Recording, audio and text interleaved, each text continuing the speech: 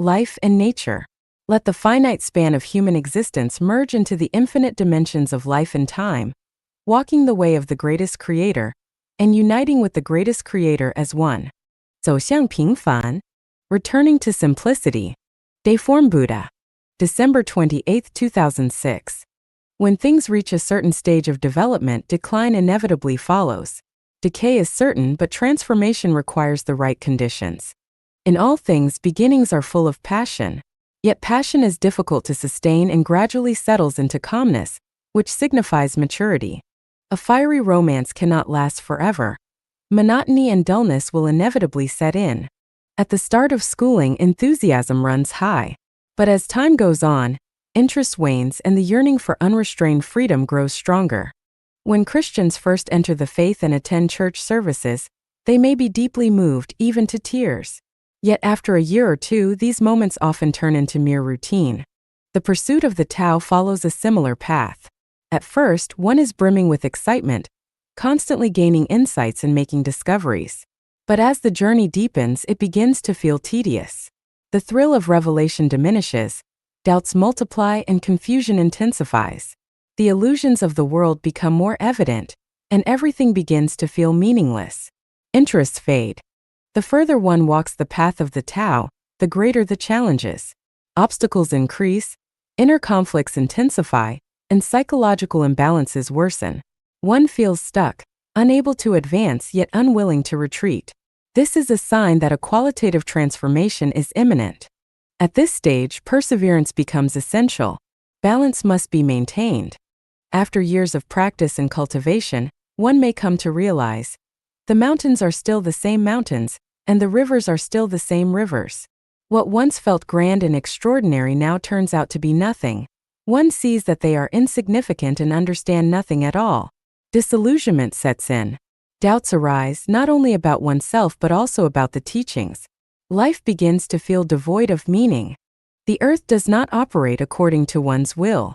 Everything feels unfamiliar, yet nothing has truly changed. The mystery deepens. It is easy to ascend from simplicity to greatness, but far harder to descend back from greatness to simplicity. Yet, no matter what, we must return to simplicity. The way of life, like the way of the Tao, requires a balance between tension and relaxation, a progression from complexity to simplicity. See the plane, embrace the uncarved block, and return to a childlike state. Forget everything you've learned and begin anew. Return to nature. Reconnect with it.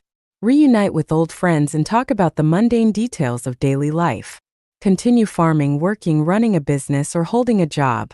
Lower yourself to become an unnoticed blade of grass in the wilderness, unrecognized, unappreciated. Live as children live. Live as the most ordinary people live. Lose it all. Be left with nothing. Return to the starting point and be reborn. This rebirth is not through the mother's womb but through the spirit. Once again, return to simplicity in life. Though the mountains remain the same, the scenery is entirely different. 奔向高潮，拥抱精彩人生. Chasing the climax. Embrace a brilliant life. Jiefeng. April 5, 2007. This is my life. A mighty river surging forward, flowing endlessly, rushing toward the vast blue ocean.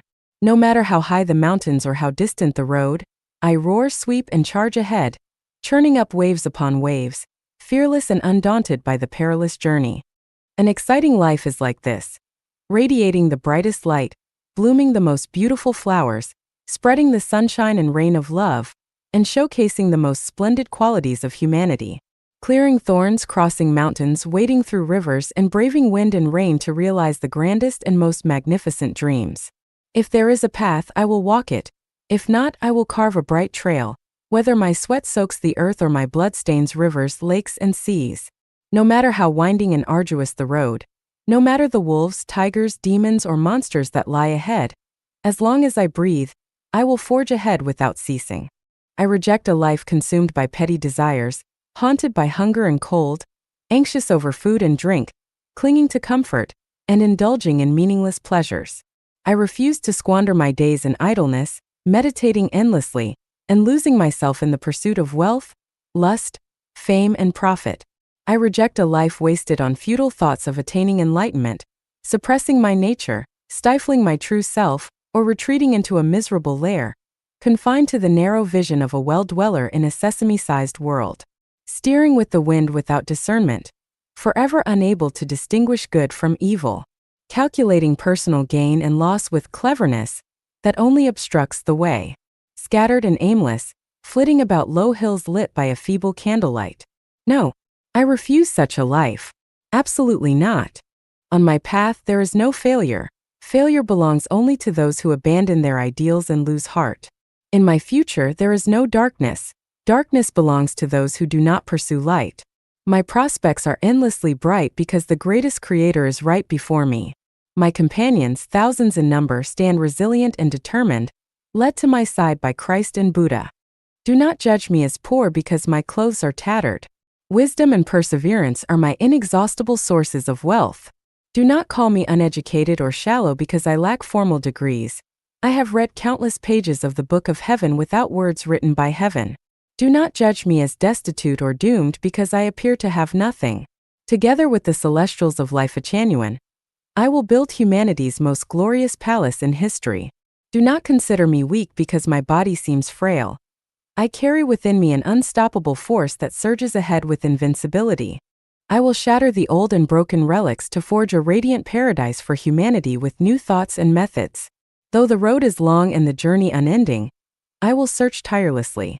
Amidst the winds and rains, I will light the divine lamp to guide my way. Traversing the vast unknown, I will look to the future. With unyielding determination I will walk my path, never regretting, never faltering, moving forward with boundless courage. Honesty is my nature. Resilience is my character. I speak the truth and do not lie. I never strike from the shadows. I adorn the mountains and rivers with love and warm the cold hearts of the world with sincerity. Even if for just a moment, I will blaze like lightning across the dark night sky. Even if a mere wisp of cloud, I will refract a brilliant rainbow. Even in the faintest breath, I will dance a passionate tango on the edge of death. Even when facing cliffs and precipices, I will leap, climb, and traverse them with all my strength. I do not believe in an unchangeable destiny. I will grasp the rudder of life firmly in my own hands. Even if all is predestined, I will fully utilize the heavenly nature bestowed upon me by the greatest creator. Time flies like an arrow. I will not waste my life.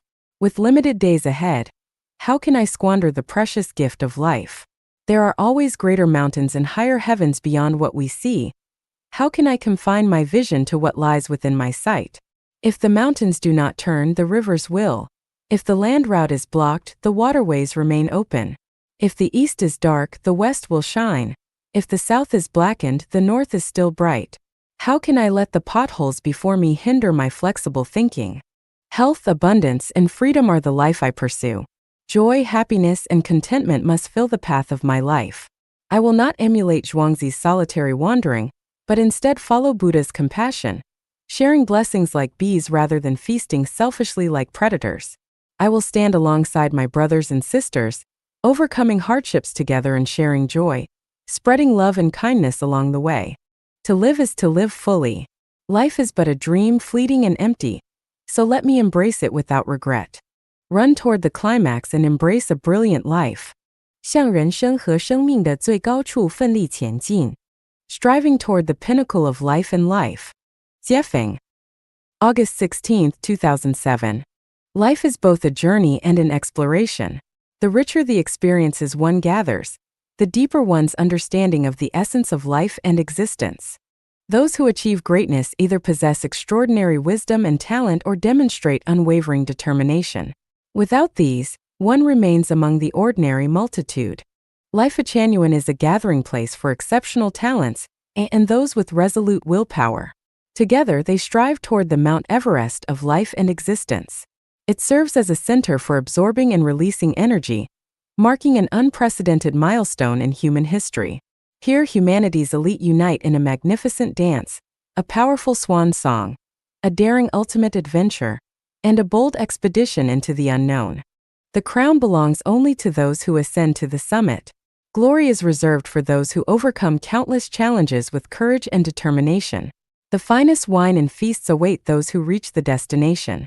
The transformative leap from humanity to celestial life belongs to those who profoundly experience life in all its dimensions.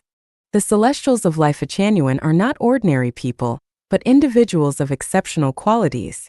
They possess profound spiritual depth, lofty aspirations, and the ability to discern right from wrong. They embody humanity's highest ideals and exude the romanticism and optimism needed to face great challenges with resilience. They envision grand vistas of the future while steadfastly advancing toward their goals, step by step, with courage and determination. Picture a group of remarkable travelers and explorers who have forsaken all worldly attachments: fame, fortune, family, religion, political parties, and nations. Carrying their packs, they leave the valleys behind to venture into uncharted territories, determined to blaze a new path of light for humanity and reveal the boundless wonders of life's potential. Sometimes they traverse desolate deserts and vast wildernesses. At other times, they journey through untamed forests. They swim across roaring rivers, scale steep cliffs, and navigate jungles teeming with wild beasts. They wind through verdant mountains, descend into gorges, and climb ridges. They leap over ravines and ascend precipices, leaving behind a radiant path paved with their blood and sweat for future travelers to follow. They are the Tang Sanzangs of the new era, resolutely marching through deserts, mountains, and hardships. Undeterred by the legendary 81 challenges, they are determined to reach the sacred mountain, attain supreme enlightenment, and compose the most glorious chapter of life on earth. This path is not for the ordinary, nor for those who squander their lives in intoxication and dreams. The timid and cowardly will shrink back, the greedy will hesitate, and the narrow-minded will not dare take a single step. The indecisive will retreat, traditionalists will tremble with fear, and those clinging to bourgeois comforts will flee in panic. The stagnant will lament and complain, the envious will obstruct them, and the cowardly with lofty ambitions will stand idle, mocking and criticizing. Meanwhile, the rigid clinging to outdated ways will curse these great travelers, screaming in vain as they desperately try to hinder their progress. This is not a path for the average person. It is a road for the 1 in a million pioneers, for the wise, brave, and resolute. It is the path walked by true disciples of Jesus and Buddha, by communists, and by those with clear minds, pure hearts, and unwavering resolve. It is for those willing to selflessly strive for the happiness of all humanity. It is for those who understand and believe in the greatest creator, walking the way of the greatest creator. It is for those who grasp the meaning of life and the mysteries of life and boldly advance toward the heavenly kingdom. This is an expeditionary force. Once they set out, they do not consider turning back. They would rather endure scars and wounds along the journey than languish in misery within broken homes. They would rather perish of thirst and hunger on this grand journey than waste away in hopeless valleys, awaiting death. They would rather traverse towering mountains and mighty rivers to behold unseen landscapes than settle for the leftovers of history. They would rather transform in the fiery blaze of a phoenix than live caged in mediocrity. When the dawn of a new era rises over the picturesque horizon, these great pioneers may already have vanished from sight. Yet they will be remembered, revered, and followed. Their spirit will become an eternal source of inspiration and strength for those who are kind, hardworking, honest, pure, and faithful. Let us continue to ascend toward the highest realms of life and existence, leaving behind the remnants of a mundane world. Let us marvel at the beauty of the journey and embrace the vibrant life of freedom on the celestial island's continent. 让没出息的人自生自灭. Let the unmotivated fend for themselves. 解放. We are racing against death, which lurks behind each of us, ever ready to claim timid souls. While alive, we must strive to see the road ahead clearly, quickly understand life's principles and mysteries, and find the direction and vision of the heavenly kingdom. We must quickly get our passports, visas, tickets, and luggage in order, resolve our earthly debts and affairs, and always be ready to embark on our journey to the heavenly kingdom. Only those who walk the path of the greatest creator are truly our loved ones. Those who stray from this path are like ghosts, trying to drag us into the abyss of suffering. We must heed the teachings of Jesus. Let the dead handle their own matters. We are responsible only for the living. Who are the living? Those who walk the path of the greatest creator. Who are the dead? Those who stray from it. Life is a journey for life on earth. Without a clear destination, this journey becomes aimless wandering, a ghostly cycle of confusion, trapped in the labyrinth of inevitability. As the saying goes, so many things to do, time presses on, the heavens and earth keep turning, and 10,000 years are too long, we must seize the moment. Sudden events like the recent blocking of our website can occur at any time. Those who wish to enter Lifechanyuan freely or believe they have plenty of time ahead will find that regrets and cries of remorse are futile. Thus, we must cherish every moment and avoid wasting even a second on meaningless or trivial matters. The journey will not be smooth.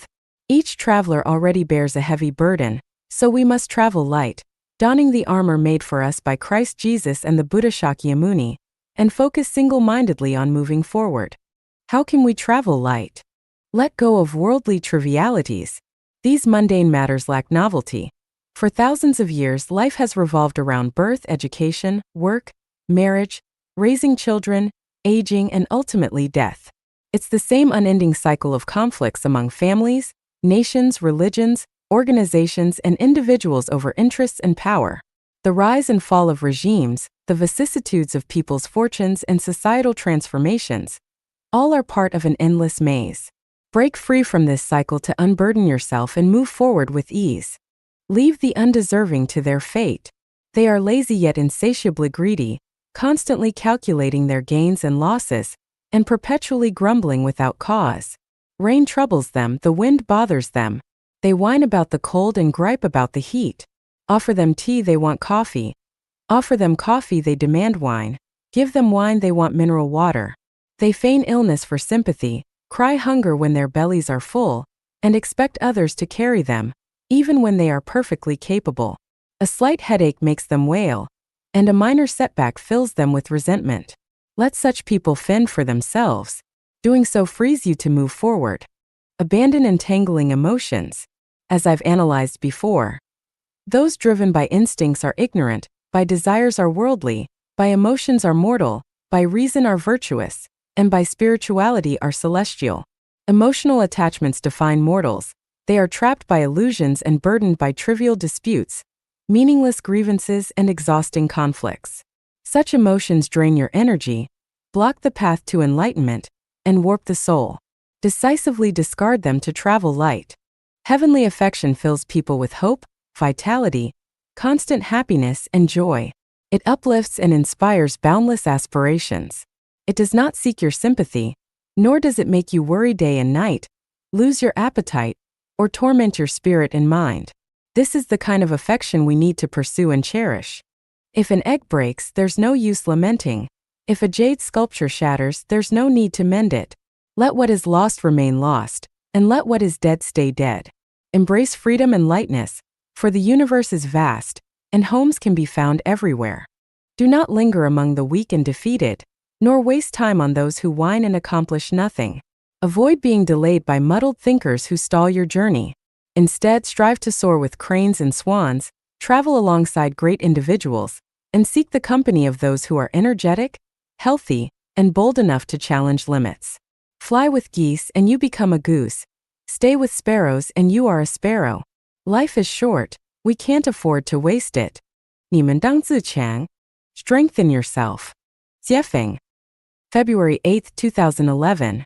Jesus Christ taught us, "For whoever has will be given more, and they will have an abundance.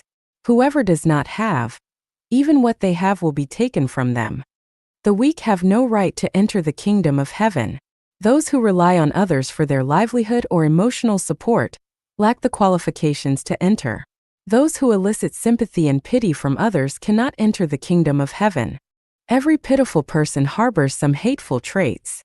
Reality is the projection of one's own consciousness.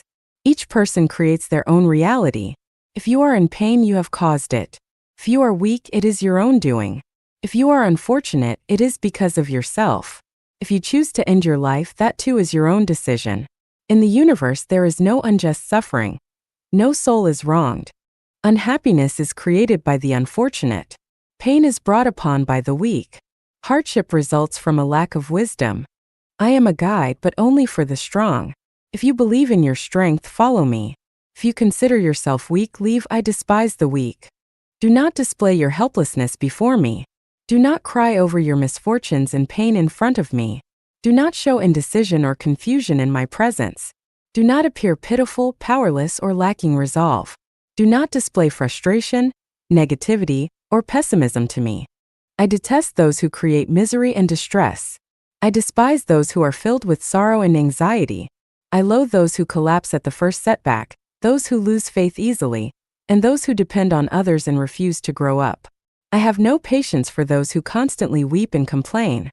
For whoever has will be given more, and they will have an abundance. Whoever does not have, even what they have will be taken from them. If you strive, I will assist you. If you fall into despair, I will push you down further. If you are strong, I will help you fulfill your dreams. If you are weak, I will send you to the depths of hell. The weak in life are like trash. Those who constantly cry, lament, and blame others are like garbage. Those who face life with negativity and pessimism, or rely on others to survive, are no different. Trash always reeks of rot, spoiling life for everyone around them. You must strengthen yourself. Otherwise, you risk being discarded like waste, swept into life's landfill. Learn from the strong. Align yourself with the strong.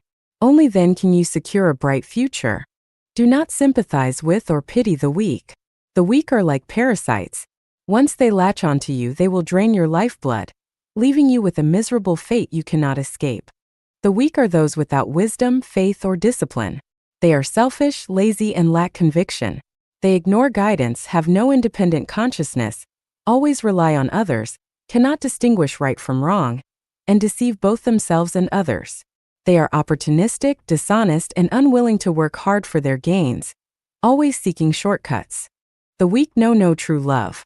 They treat the genuine feelings of others like dirt, and have no authenticity in their emotions. You must strengthen yourselves. Do not be weak in life. Be strong, and do not give the weak a foothold. Let the strong live fully and enjoy the joys of life in life. For whoever has will be given more, and they will have an abundance. As for the weak, let them fend for themselves. Whoever does not have, even what they have will be taken from them. The kingdom of heaven belongs to the strong. Hell belongs to the weak.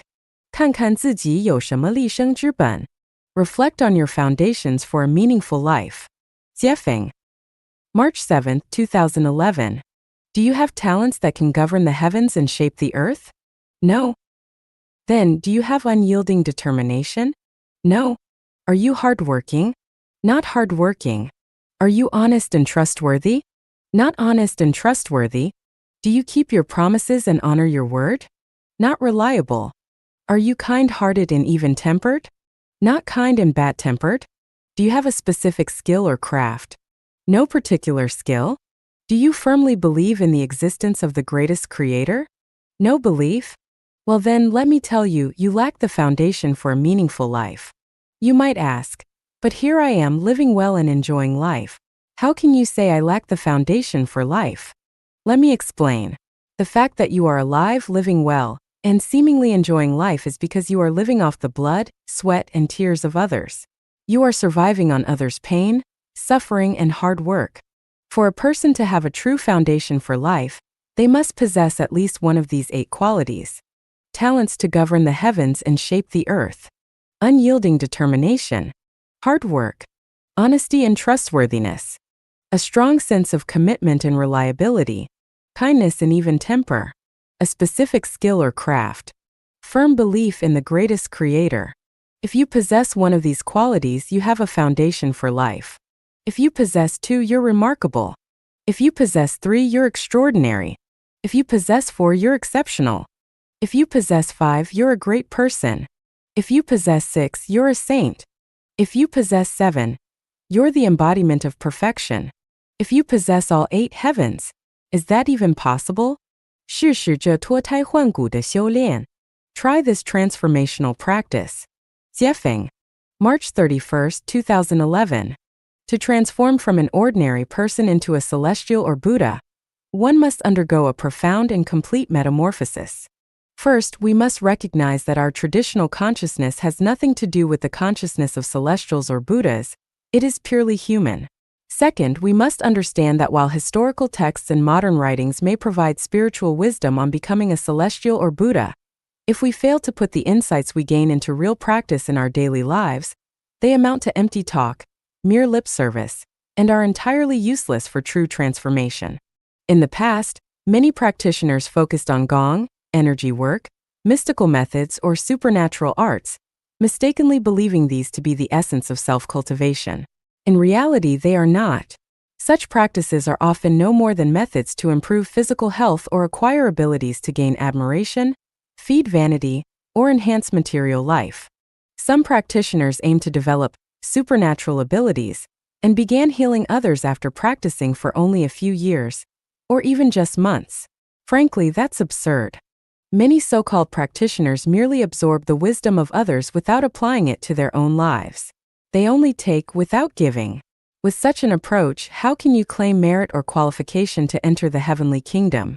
There is a long-standing belief that chanting Amitabha Buddha thousands or tens of thousands of times daily guarantees entry into the Western Pure Land. That is sheer nonsense. If it were so easy, the so-called Pure Land would be filled with birds and animals. Today, countless people shout about the end times, claiming they are saving people or delivering the world. Ridiculous. Save what? Deliver what? You're like a clay bodhisattva trying to cross a river. You can't even save yourself.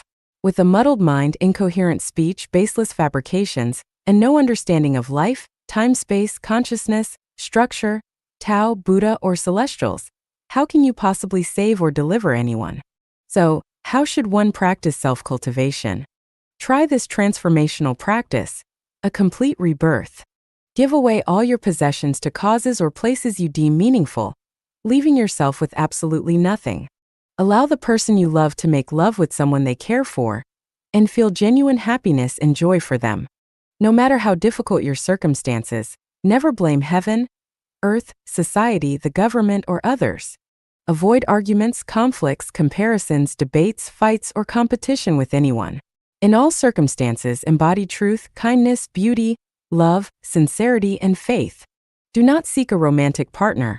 Instead, love all humanity, including those who have hurt you, even your enemies. Never gossip or spread rumors about others' private lives or personal affairs. Be mindful that countless people in the world are still suffering and enduring hardships. Therefore, live a simple life, free of extravagance or waste.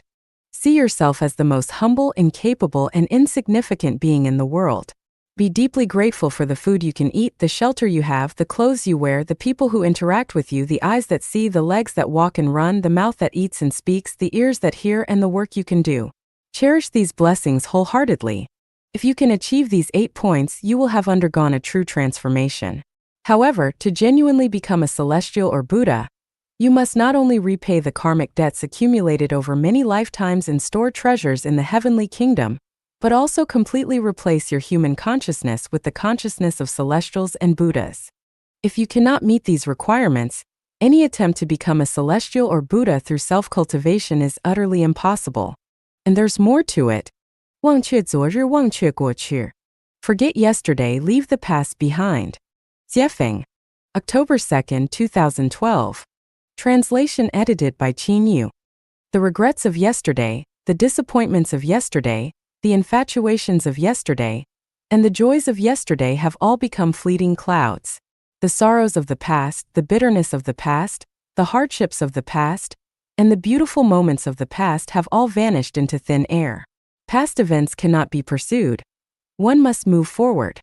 Everything from the past is a burden on the spirit. Carrying such a heavy load makes it impossible to move forward with ease. Countless bitter memories, endless regrets, unbearable remorse, heart-wrenching pain, deep disappointment, hopelessness, and even the sweetness of moonlit strolls and gatherings with friends. All these bring sorrow when recalled. Yet time is merciless and life is harsh. We are compelled to put on a brave face and muster our strength to continue the journey of life. Life is short, but the journey of life is long. We must cast off our burdens and travel lightly. Those you once hated no longer deserve your time. The things you once regretted have long settled and need no further remorse. Those you once cherished are long gone, carried away by the relentless river of time. The years of suffering have passed. The glorious days have faded and disappeared. Whether good or bad, let the past rest in the sediment of memory, buried in the dust of forgotten valleys.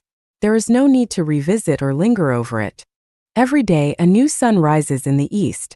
When the dawn's light graces the earth, we should embrace a brand new version of ourselves, with a fresh mindset, a renewed posture, and a revitalized approach to life. With this renewed spirit, we explore new paths and seek new havens. We must not let today's self remain confined to yesterday's mold. Dwelling in the mire of past years only robs us of the courage to move forward. Hearts once scarred have already been made new. Bodies once wounded are now healed and whole. The old self has drifted away like falling leaves. Awakened from the dream of the past, we remain virginal in the eyes of the greatest creator. As long as our hearts are new, everything about us is new.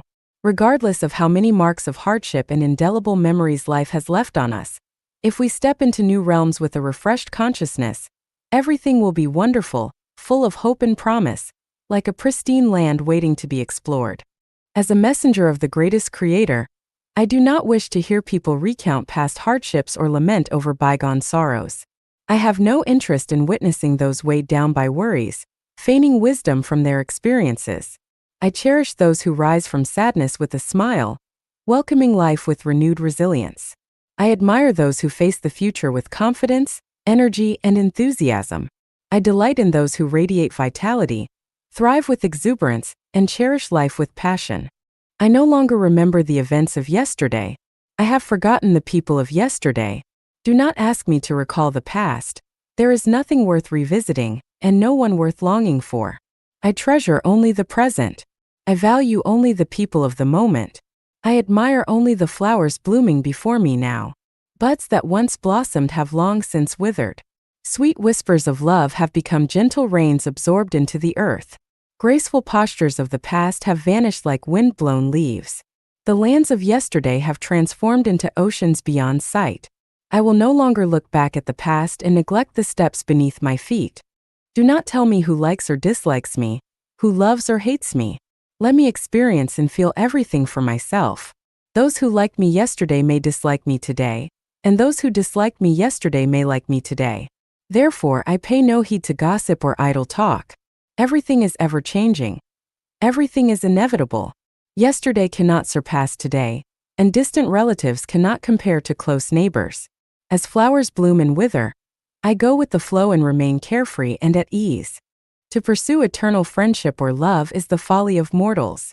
To chase fame and glory is the desire of worldly people. To seek praise from loved ones and acclaim from others is a burden of the mind. I have no need for others to speak well or ill of me. I seek only inner peace, inner joy, and the unrestrained elegance of following the predestined relationship.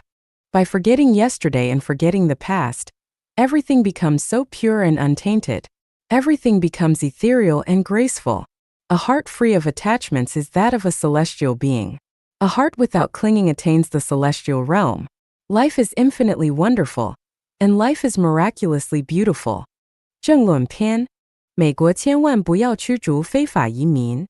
雪峰 In God we trust.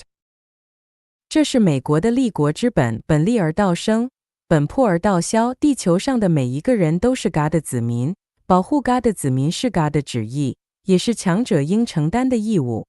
一个人离开自己热爱的家乡，翻越千山万水，冒着生命危险来投奔你，这是对你的信任，也是对你的尊敬和热爱。当你拒绝他、驱赶他，那几乎是把他往绝路上逼。请问，这是 God 的旨意或意愿吗？如果不是，那 In God We Trust 还是你美国的立国之本吗？驱逐非法移民不仅会寒了非法移民的心，更会寒了全天下向往美国生活人们的心。要知道，成为美国人是当今地球上大多数人才和普通大众的心愿，人人向往并奔赴的地方，代表了当下人类最文明的制度和价值观。人们千方百计不惜冒着生命风险走线来到美国，美国应感到骄傲和自豪。如果美国驱逐非法移民寒了全世界向往美国生活人们的心，即便事事美国优先，但你驱逐前来投奔你的人，你强大了，对上帝的子民有何价值和意义？能凝聚人心的国家才是最强大的国家，人人向往的国家才是最强大的国家。这才是一个国家强大的软实力。如果认为自己拥有数量庞大的核弹和不断上升的经济指标才算强大，那无异于一个占山为王的强盗、土匪、恶霸，更无异于靠恐惧管控人民的暴君。美国地域辽阔，即便再涌进1-2亿非法移民，也不会削弱美国的强大。只要对待非法移民的政策合适，1-2亿非法移民的涌入会让美国更加强大。想象那些走线涌入美国的人们，他们跋山涉水，冒着生命风险前来，他们的内心里蕴藏着巨大的创造力和无限的潜力。只要对待他们的政策公正，他们一定会为美国带来巨大的难以估量的活力和利益。美国的存在和强大是人类走向文明的基石，开放的美国更是吸引全球人才和劳动力的开源器。不要走向闭关锁国，更不要驱逐非法移民，否则一旦失去凝聚力，失去人们的向往之心，美国将走向颓废，走向苏联。请这么想，美国是全世界的美国，而不仅仅是美国人的美国。加拿大也一样。November 26, 2024.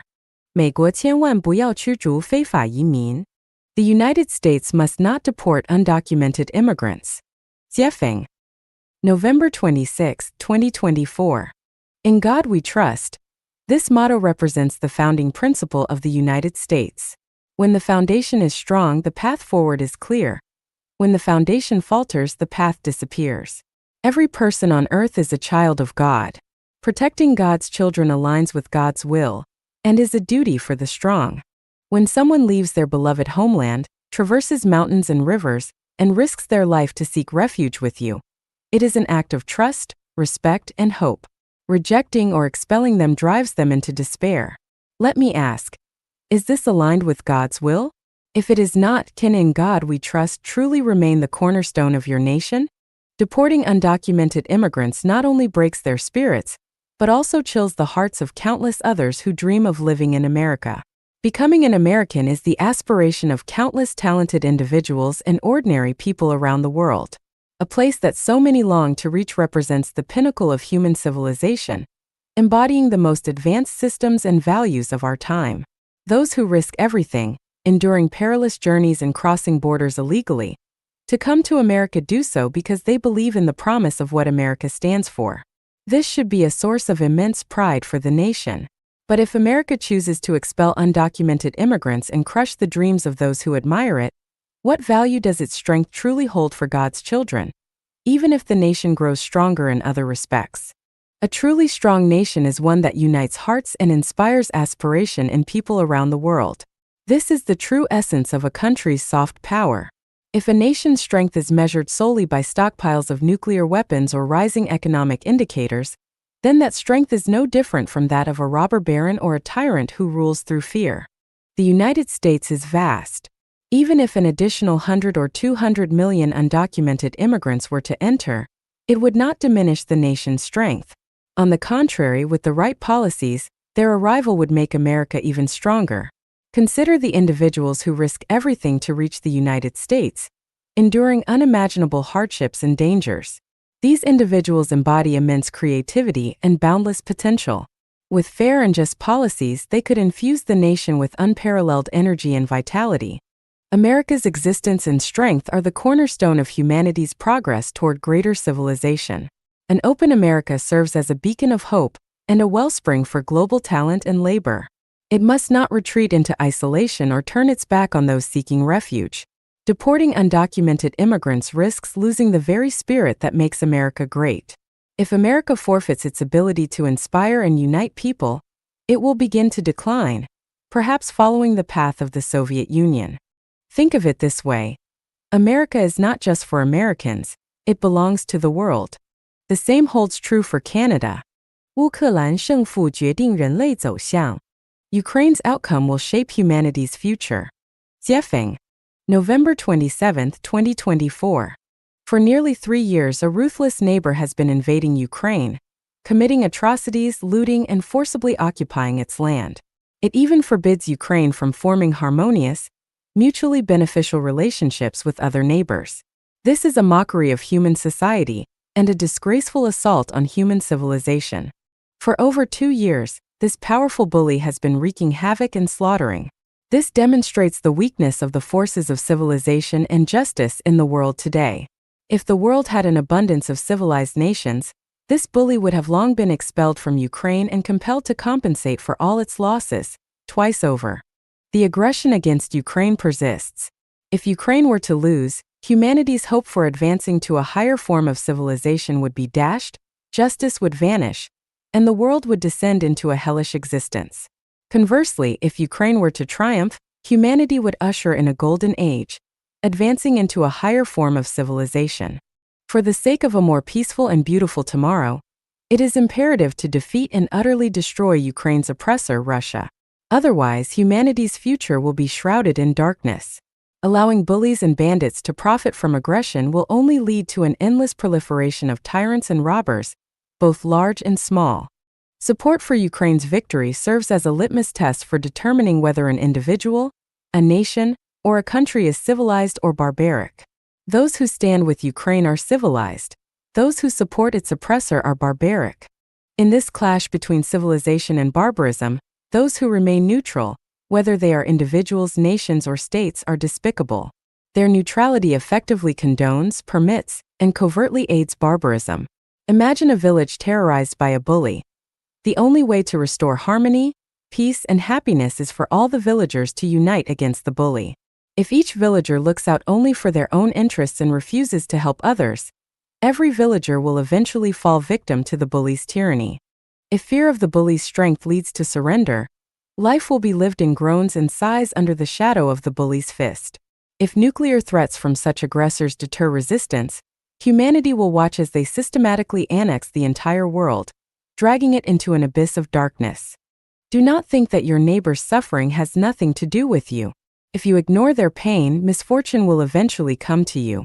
Do not think injustices suffered by others on this planet are unrelated to your life. Ignoring the suffering and injustices of others will ultimately lead you to taste the bitterness of suffering and injustice yourself. Here, I issue a warning to the United States. You are currently the pillar of human civilization and the guarantor of humanity's progress toward civilization. Your primary task is not America first, not make America great again, nor the expulsion of illegal immigrants. Your utmost priority should be to help Ukraine defeat and destroy its aggressor. You must spare no effort and employ all means necessary, using greater force to counter barbarism. Do not attempt to persuade aggressors to give up their invasion with morality, righteousness, or justice. The best way for civilization to deal with barbarism is to treat it in kind. Good remains good even if it appears evil. Evil remains evil even if it appears good. Land for peace agreements are unacceptable. That is akin to asking a woman to undress herself to ensure her rapist refrains from future assaults. Only by helping Ukraine reclaim all its land, driving the invader out of its home, and forcing it to pay double for the damages can humanity glimpse the dawn of civilization. Only then will those who harbor ambitions of bullying others, be they individuals, nations, or states, be warned into behaving like civilized beings. In summary, if humanity wishes to continue thriving on Earth and achieve a higher form of civilization, the priority is not advancing technology, competing for resources, or flaunting wealth. Instead, it is to crush the arrogance of bullies and aggressors like Ukraine's oppressor. 国际刑事法院是非不清. The International Criminal Court confuses right and wrong. Jiefeng. November 27, 2024. What defines the law? The law is any measure designed to protect people from unjust harm. Anything beyond this cannot genuinely be considered law. On November 21, 2024, the International Criminal Court (ICC) issued an arrest warrant for Israeli Prime Minister Benjamin Netanyahu. This act does not uphold the law. It is a blatant violation that muddles right and wrong. The ICC claims Netanyahu committed war crimes and crimes against humanity during the Gaza war, which is the basis for its arrest warrant. Did Netanyahu commit war crimes? If so, does this mean that the United States and Britain committed war crimes during the Normandy landings in World War II? Does Ukraine entering Russian territory to combat aggressors also constitute war crimes? Who started this war? Why was Netanyahu compelled to enter Gaza to target Hamas? If you invade my territory, launch a surprise attack, kill and abduct my citizens, am I not entitled to retaliate? If you kill and kidnap my people and retreat to Gaza, does pursuing you into Gaza make me guilty of war crimes? If you take hostages to Gaza, am I not allowed to go there to rescue them? Civilian casualties occurred during the Gaza war. Who should bear responsibility for this? Who used civilians as human shields? When you hide in schools, hospitals, and residential areas and stubbornly resist, who is accountable for the casualties among Gaza civilians? Is it not the Hamas terrorists who launched surprise attacks on Israeli soil, killing and kidnapping Israeli civilians? How did the ICC's logic lead to the conclusion that a hero fighting against terrorist organizations becomes a criminal, warranting an arrest? According to the ICC's logic, if I invade your home, pillage it, and abduct your mother, wife, and daughter to my house, you are prohibited from coming to my house to recover them. If you do and I attack you, you are not allowed to fight back. Should you injure anyone in my house while resisting, you are guilty of war crimes. Did Netanyahu commit crimes against humanity? Destroying an organization engaged in terrorist activities is undeniably an act of protecting humanity.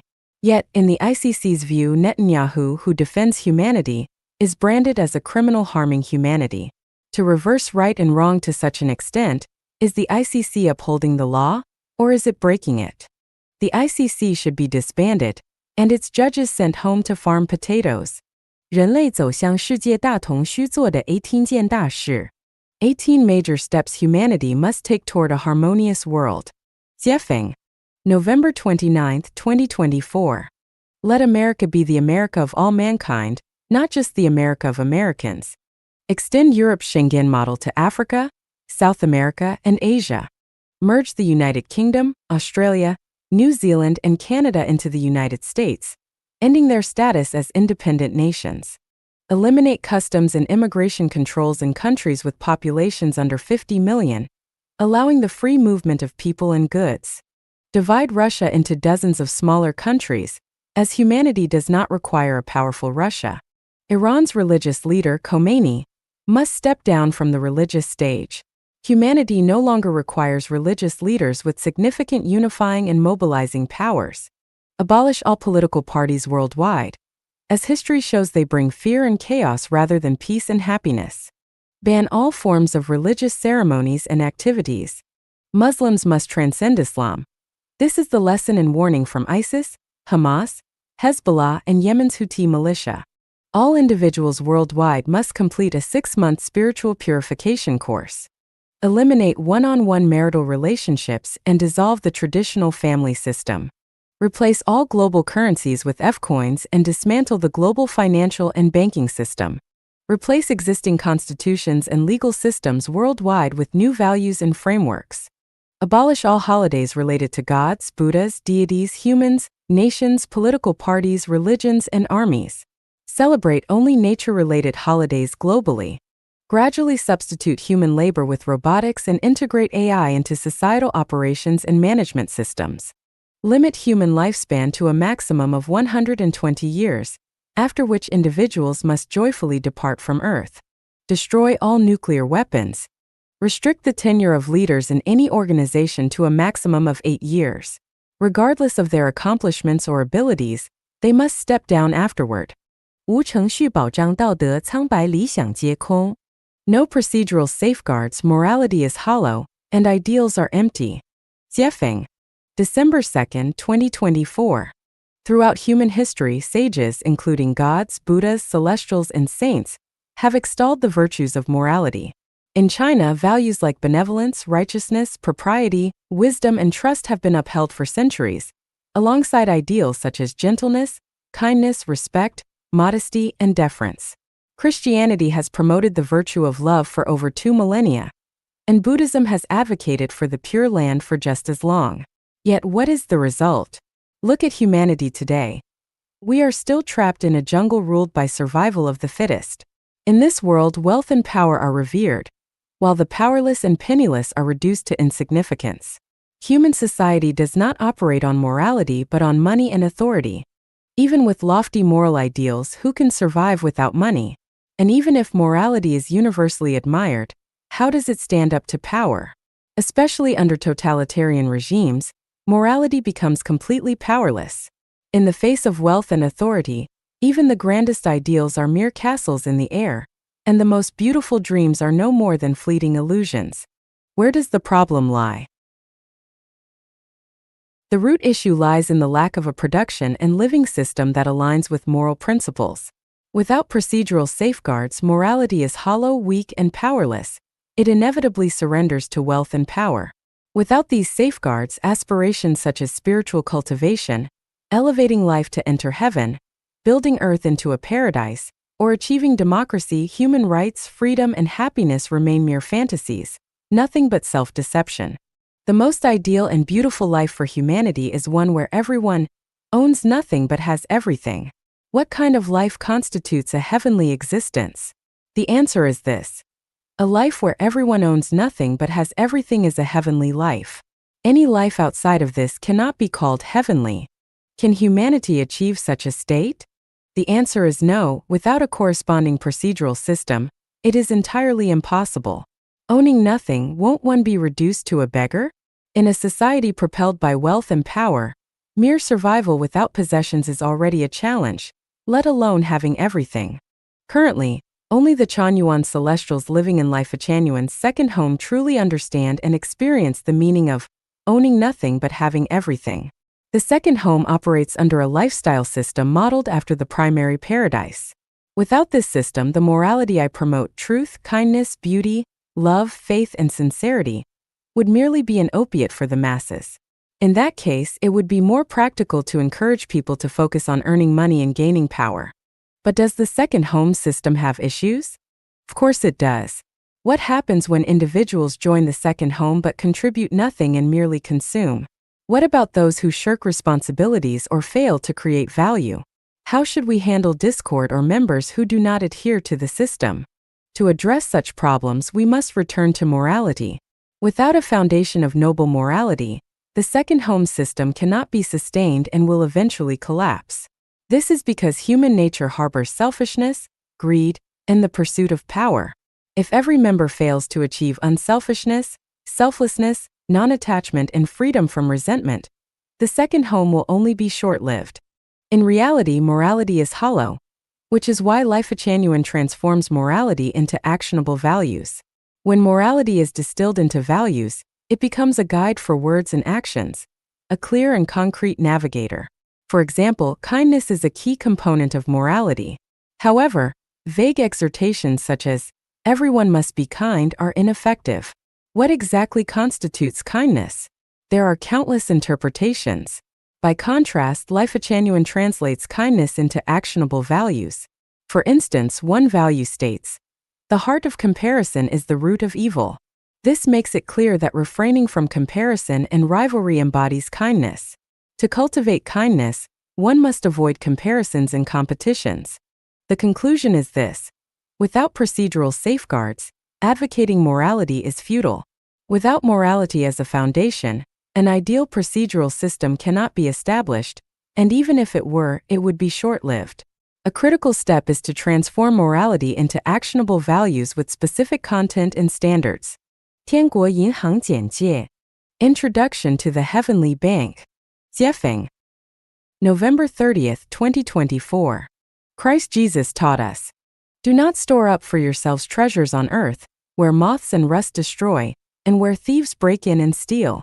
But store up for yourselves treasures in heaven, where moths and rust do not destroy, and where thieves do not break in and steal. For where your treasure is, there your heart will be also. Matthew 6 verses 19 to 21. Deiform Buddha, Lifechanyuan's spiritual guide Jiefeng, reminds us, where your heart resides, there you shall go in the future. The establishment of the Heavenly Bank fulfills God's teachings and guides people in accumulating treasures stored in heaven. On January 1, 2018, humanity entered a new era, the era of Lifechanyuan. The first 30 years mark a period of purification and elimination, followed by a 10-year adjustment phase. After this, humanity will step into a harmonious world of unity, where the globe will be one family, enjoying favorable weather and enduring peace for 1,000 years. What is F-Coin? The treasures of the Heavenly Bank are termed F-Coin. Since this new era was initiated by Lifechanyuan, All contributions, whether in material wealth, spiritual wealth, or soul wealth to Lifechanyuan's cause, are rewarded with a certain amount of F-coin. In this harmonious world, the traditional financial systems of banks and currency will be replaced by the F-coin system. People will be able to use F-coin to access their rightful benefits. Characteristics of F-coin. Exclusive to individual use. F-coin cannot be borrowed, transferred, gifted, or passed on as an inheritance. Tamper-proof and secure records. It cannot be counterfeited. Stolen or fraudulently acquired F-coin will be unusable. If lost, there is no need to worry, as the Heavenly Bank securely records all holdings. Worldwide usability. F-coin can be used anywhere on Earth. How to accumulate F-coin. Material contributions. For every US $1.50 contributed to Lifechanyuan's cause, you earn 1 F-coin. For $150, you earn 100 F-coin, and so on. Written advocacy. Articles promoting Lifechanyuan's values or the second home model earn 10 F-coin for every 1,000 characters. Video promotion. Videos under 1 minute, 1 F-coin. Videos 1 to 3 minutes, 2 F-coin. Videos 3 to 5 minutes, 3 F-coin. Videos 5 to 30 minutes, 10 F-coin. Videos longer than 30 minutes are not needed. Content sharing. Sharing Lifechanyuan related content online earns 1 F-coin for every 10 shares and 10 F-coin for every 100 shares. Introduction. Successfully introducing a naturally aligned Lifechanyuan member earns 10 F-coin. Land contributions. Providing land for the second home that accommodates 30 people for long-term use earns between 110,000 F-coin, depending on the land's value. Active participation. Daily contributions to building the second home, effort exceeding personal benefits, earn 1 F-coin per day. Exceptional contributions. Significant contributions to Lifechanyuan's cause can earn between 100 and 100,000 F-coin, depending on the scale and value of the contributions. Claiming F-coin. To claim your F-coin, provide evidence of your contributions to any designated Chanyuan celestial. They will submit your F-coin for official recording in the Heavenly Bank, and you will receive corresponding F-coin notes. A final reminder. Those with spirituality through silent prayer can perceive the profound changes occurring on Earth. This is a critical period of life and death, where the choice of direction lies with each individual. Opportunities abound for everyone, but should suffering or misfortune arise, there will be no one to blame, not heaven, not earth, and not the greatest creator. May those blessed with heavenly fortune strive to accumulate treasures in the Heavenly Bank. 心灵花园建设是文明社会的重中之重. Building the soul garden, the cornerstone of a civilized society. Jiefeng. November 23, 2024. Unseen factors determine the nature of visible phenomena. If humanity aspires to enter a truly civilized society, relying solely on tangible elements such as governance, power, laws, wealth distribution, weapons, aid, or charity will not suffice.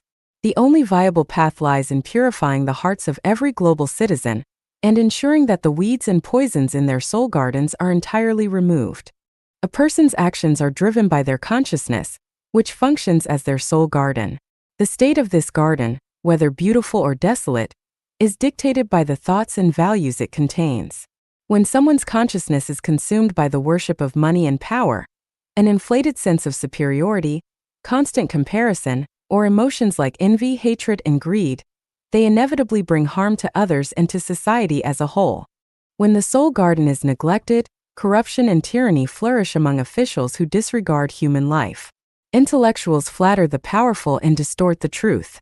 Merchants sell counterfeit goods and inferior products, passing them off as authentic. Corporations resort to fraud, producing adulterated or harmful goods. Ordinary people scheme, deceive, and harm each other. Vices such as excessive drinking, gambling, promiscuity, drug abuse, fraud, extortion, swindling, and theft become widespread.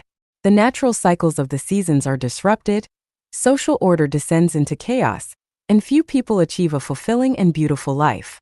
When the soul garden is uncultivated, the costs of running society skyrocket.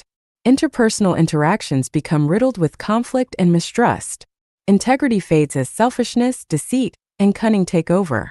Relationships, whether familial, friendly, or romantic, are reduced to tools for personal gain. Bureaucracy, commerce, and romantic relationships turn into battlegrounds or gambling dens, where the powerful fear for their family's extermination, the wealthy fear kidnapping, and ordinary people devolve into violent mobs. The futility of nations. Are nations truly useful? Nations have existed for thousands of years, yet beyond bringing war, plunder, and the creation of barriers and borders, what have they contributed to humanity? When every nation prioritizes its own interests, as in America first, the inevitable result is ruthless competition and unending conflict. The strong dominate through force, while the weak live in fear and injustice. Nuclear blackmail and threats are prime examples of this pattern. The futility of religion. Are religions genuinely beneficial? Religions have existed for millennia, but have they brought humanity peace, happiness, and harmony? Can souls numbed by dogma experience true joy, freedom, or fulfillment? Can minds closed by rigid beliefs dream of paradise? The futility of laws. Are laws effective? Every country has a legal system, with countless statutes and regulations covering every conceivable issue. Yet, have they prevented wars and conflicts? Have they enabled the average person to live a prosperous and happy life? Do they guarantee freedom of movement or freedom to dissent? Have they reduced crime rates? A call for reflection. Take, for example, the issue of illegal immigration. If legal migration were a viable option, who would risk their life to migrate illegally? Who would leave their homeland if they could survive there? What is the true essence of law? True law is any approach, pathway, channel, measure, or method that enables people to live happily, freely, and joyfully. Anything that hinders these outcomes cannot be called law. Earth itself is a small village within the vast cosmos. A true legal framework would allow its inhabitants to migrate freely within this village. If illegal immigration is deemed a crime, then all humans are guilty because the Earth initially had no inhabitants. Where did you come from? Are we not all illegal immigrants from other planets who settled on Earth? Take the United States as an example. Aside from its indigenous peoples, everyone else qualifies as an illegal immigrant. The U.S. is essentially a stronghold built by illegal immigrants. If your ancestors' illegal immigration was justified, why is it unjustified for others who came later? Isn't the strength of the United States today a result of the contributions of those so-called illegal immigrants? Why then expel immigrants now? Why not allow unrestricted migration so that everyone on Earth can immigrate to the U.S., transforming the entire planet into a united America? Wouldn't that be a good thing? Historically, how many places that strictly restrict outsiders have managed to become civilized, prosperous, or strong? The cost of neglecting the soul garden. Entrepreneurs reflect. Where do most of your time and energy go? Is it not consumed by managing interpersonal relationships? Are these costs not overwhelming? If everyone's soul garden were beautiful, would you still lose sleep or feel constant anxiety? Each of us should ask ourselves, have not most of our greatest troubles, pain, frustration, and worry been caused by other people? The powerful oppress you, the powerless deceive you, and loved ones betray you. If the people you encounter had perfect soul gardens, where would toxic food, blackmail, fraud, deception, theft, or robbery come from? A collective purification. History must be critically examined, reality scrutinized, and authority openly questioned. Without such deep reflection and scrutiny, the path forward will only grow narrower, steeper, and more challenging to traverse. A collective purification of humanity's soul is the best path to a world where the weather is harmonious, peace prevails, and everyone enjoys a beautiful life. 逆袭跨越阶层之途. True reversal. The path to transcending life levels. Jiefeng. December 1st, 2024. Society abounds with discussions and teachings about reversing one's destiny and transcending life levels. Recent internet trends, including time travel dramas and tales of marrying CEOs, encourage people to pursue so-called pathways to success and destiny alteration. Additionally, countless guides on elite thinking and breakthrough strategies further amplify these misleading notions. These teachings, whether promoting destiny reversal, life-level transcendence or elite thinking, are doctrines of demonic origin and belong to demonic teachings that aim to corrupt the human mind and pull individuals toward lower realms of existence. What does true reversal mean? True reversal signifies the elevation of one's life level to a higher spiritual or existential state. For instance, a fox transforming into a human is a genuine reversal. A pig evolving into a human signifies transcendence. The ultimate form of reversal and transcendence occurs when a human ascends to become a celestial being or a Buddha. If a poor person becomes wealthy, acquires luxury cars, mansions, and servants, or a government worker rises to a position of director, commanding others with authority and surrounded by sycophants, this does not represent a true reversal of fate or an elevation of life levels. Instead, it is akin to a fly landing on dung, a momentary gain, or a balloon swelling only to burst. A skinny pig growing fat remains a pig, and a lazy pig rising to a position of authority among pigs still represents no reversal or transcendence. A society that measures value by wealth or power operates under a demonic system designed to tempt humanity toward lower realms of life. A society obsessed with money and authority is a garbage society, brimming with vulgar flattery and rife with petty competition. True reversal and transcendence occur when a person's life ascends to the state of a celestial being or Buddha, transitioning from the mortal world to heaven. In contrast, a poor person becoming rich or an ordinary person rising to an official position is akin to running in circles, trapped in a ghostly maze. How can one achieve true reversal and transcend life levels? Maintain the purity and simplicity of your heart. This is more precious than any amount of material wealth. Focus your inner vision on truth, kindness, beauty, love, faith, and sincerity. Do not fixate on money, power, or hollow fame. Listen to the teachings of Christ Jesus, Buddha Shakyamuni, Laozi, and Dayform Buddha, Xiefeng, the spiritual guide of Lifechanyuan, and discard all other misleading doctrines and advice. Move toward the state of possessing nothing and yet having everything, a higher realm of unity and abundance. Strive to be unselfish, selfless, detached, and free from resentment to the greatest extent possible. Contribute to others in society as much as you can without concerning yourself with personal gains or losses. In your interactions with others, avoid scheming, plotting, or setting traps. Even if you are deceived or taken advantage of, maintain your honesty and innocence. Surrender your eternal life to the greatest Creator and let the Tao guide your earthly journey. Your sole task is to ensure that you remain happy and joyful every day. If you can adhere to these 8 principles, you will undoubtedly achieve true reversal and transcend life levels. 生存呢还是生活呢? Survival or living? Xiefeng, April 18, 2011. Is life about merely surviving, or truly living? Survival and living are 2 completely different concepts. Survival means existing just to stay alive, while living means striving to fulfill life's value and purpose. Survival involves endless toil for basic needs like food, clothing, shelter, and the inevitabilities of life, birth, aging, sickness, and death. Living is about striving and ascending toward ultimate ideals. Survival is about maximizing the pursuit of wealth and satisfying physiological needs. Living is about enjoying life. What behaviors define survival? Answer: study, study, and study again.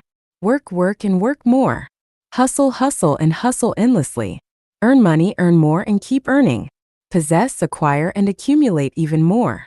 Get married, start a family, and raise children. For those focused on survival, the sole aim is to amass material wealth and expand their influence. What behaviors define living? Answer: enjoy learning. Relish work. Avoid excessive possessions, overexertion, or unnecessary pursuits. Do not fixate on marriage or starting a family. Those who truly live center everything around enjoying life, pursuing happiness, freedom, and fulfillment, and maximizing spiritual and emotional wealth. All those who exhaust themselves for food, clothing, shelter, transportation, birth, aging, sickness, and death are survivors. All those who live carefreely to experience life and enjoy its essence are truly living. All those who toil and labor for their children and future generations are survivors. All those who seek enlightenment to elevate their character are truly living. All those who learn, work, and labor to possess more material wealth are survivors. All those who learn and dedicate themselves to gain greater spiritual and emotional wealth are truly living. All those who are always frowning and sighing are survivors. All those who are always smiling, cheerful, and open-minded are truly living. All those who are negative, pessimistic, and despairing are survivors. All those who are positive, optimistic, and full of aspirations are truly living. All those who are endlessly busy and anxious are survivors. All those who proceed calmly and methodically are truly living. All those who are greedy and insatiable are survivors. All those who are leisurely and joyful are truly living. Survivors concentrate on staying alive and improving their survival. Those who truly live focus on how to enrich and enjoy their lives. Survivors lead lives lacking quality, taste, refinement, and hope. Those who truly live lead lives full of flavor, elegance, depth, and hope. The characteristics of survivors are anxiety, worry, busyness, calculation, emptiness, loneliness, pessimism, and fear. The characteristics of those who truly live are ease, freedom, leisure, open-mindedness, fulfillment, joy, optimism, and carefree living. When observing humanity, we are astonished to find that the vast majority live for survival as survivors, while only a very small number live for the sake of living. If you feel you must study, work, strive, compete, and cope, then you are a survivor. If you feel that studying and working are forms of enjoyment, that diligence is a fulfilling game, and that interacting with others is purely for friendship and love, then you are truly living. Dear reader, in your lifetime, are you merely surviving, or are you truly living? 禅院草提升品味八法 8 ways for Chanyuan celestials to cultivate refinement. Jiefeng. September 27, 2013. Refinement reflects a person's lifestyle and the quality of their character. Those with high taste exude elegance, noble character, extraordinary refinement, and a transcendent spirit. Those with refinement are like orchids exuding a subtle fragrance, roses emitting their sweet aroma, or diamonds reflecting brilliant light, a delight to the senses. In contrast, those with low taste are like the stench of latrines or the reek of chicken manure, offensive and overwhelming, causing discomfort and revulsion. The Chanyuan celestials living in the second home already possess a refined, extraordinary, and sacred taste. However, learning and improving have no limits. We must continue to strive and climb toward greater heights of refinement. Mastering arts and skills with a heart free of desires, one's world is pure. Sitting with books and music, one becomes a celestial.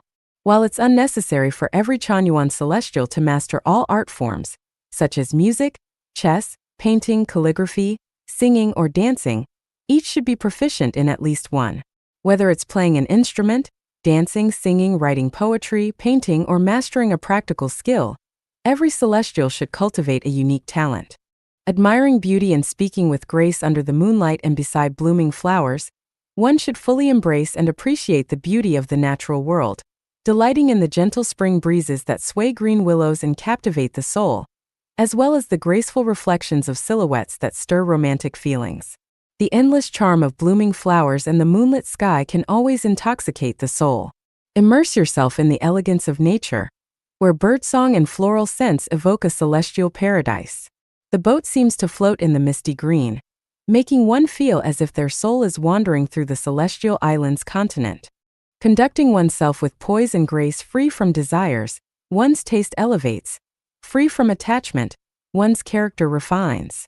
When interacting with others, maintain a balance between humility and confidence, free from desires or attachments.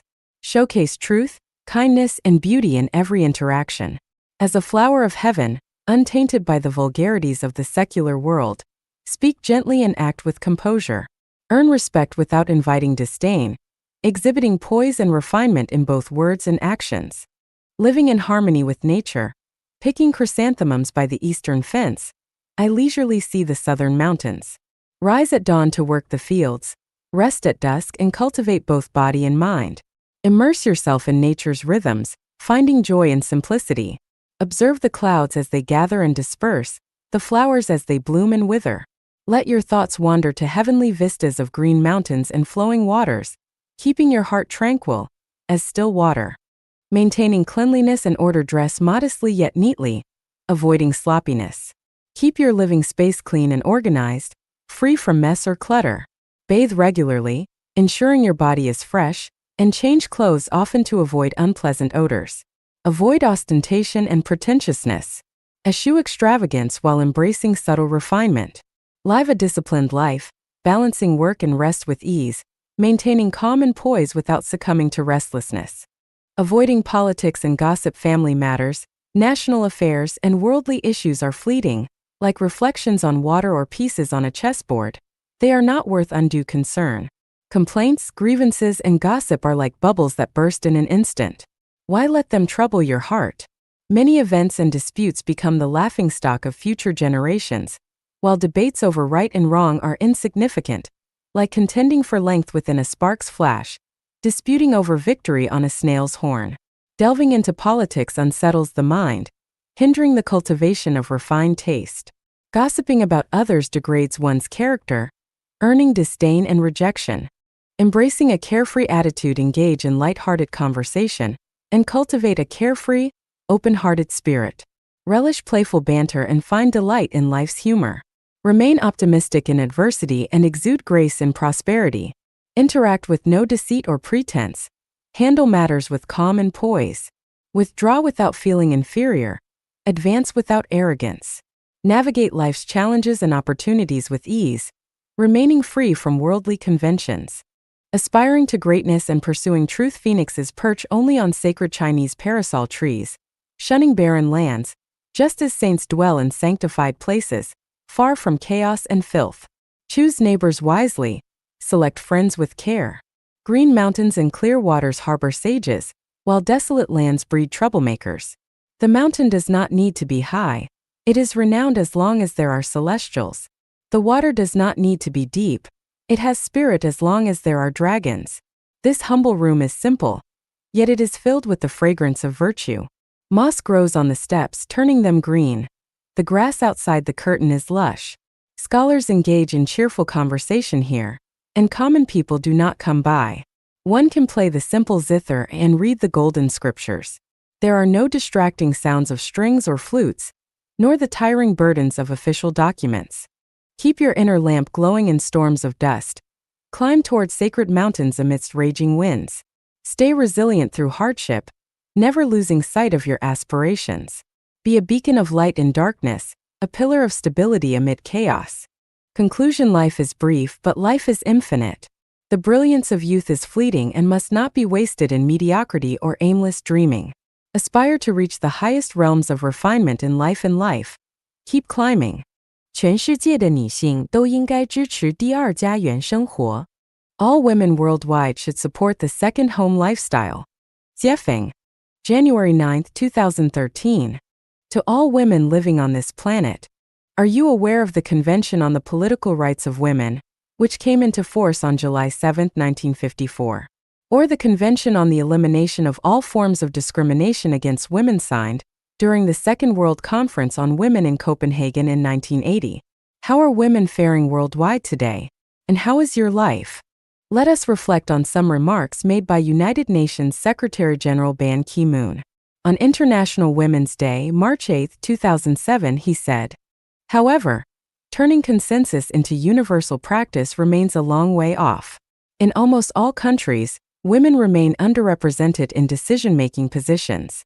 Women's labor continues to be undervalued, underpaid, or entirely unpaid. Among the more than 100 million children out of school worldwide, the majority are girls.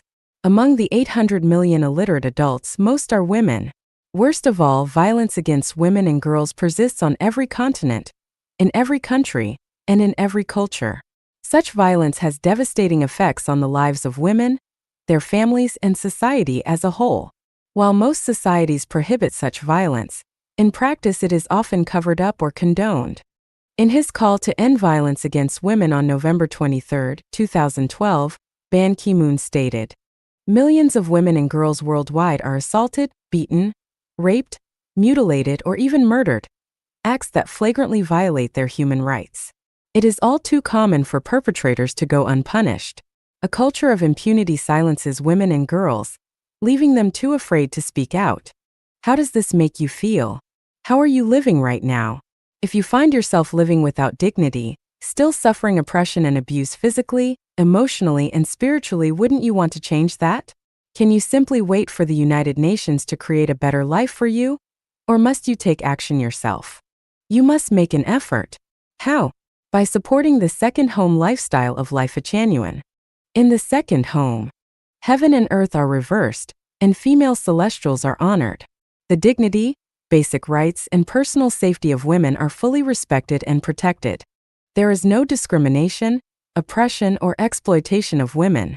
The three mountains that have traditionally weighed on women, religious authority, patriarchal authority, and spousal authority, have been removed. No one will bully, insult, or abuse you. The burdens of tedious, endless housework disappear. You can fully express yourself and freely sing and dance to your heart's content. Every woman has her own sacred, private space where no one can disturb her without permission. Day or night, you can leave your doors and windows unlocked without fear. No man will dare enter your room without consent or harass you in any way. You are free to communicate with anyone outside the community via phone, mobile, or the internet. There are no leaders imposing their will on you. All activities are voluntary and self-driven. You don't need to worry about caring for the elderly or raising and educating children. Second home takes care of these responsibilities. There is no interference from mothers-in-law, and no competition or conflict with sisters-in-law. Instead, you will have many close sisters to chat, play, learn, work, and enjoy life with. This is no longer a fantasy or a castle in the air. It is a living reality. What do you think? Support the second home lifestyle. Even saying a kind word about it can make a difference. 我们是上帝的护士. We are nurses of the greatest creator. 解放. The responsibility of saving lives has historically rested upon our shoulders. We are nurses of the greatest creator, inheritors and promoters of the wisdom of